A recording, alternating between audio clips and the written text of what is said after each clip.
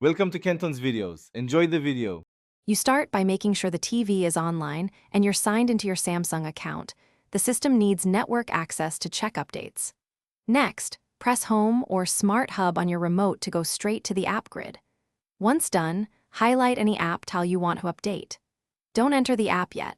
Instead, prepare to open the Options menu so the TV can check the store for the latest version and permissions. You now select an app and open its Options or More Actions menu. This reveals Update or Check for updates. Choose Update and let the TV download and install the new package. Progress shows on screen, so wait until it's fully finished. If you have many apps, repeat this for each one or use Update All when the Smart Hub offers it. Make sure the TV stays powered and online during installs so files don't corrupt and apps launch. Finally, restart the TV to ensure updates are finalized and background processes reload. This reduces crashes. If an app still misbehaves, clear its cache or uninstall and reinstall it to remove corrupted files. If multiple apps fail, reset the Smart Hub from settings to refresh the App Store database.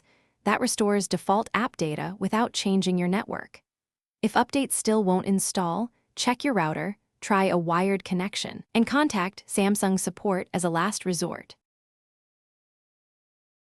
Thanks for watching. Consider subscribing if we helped you.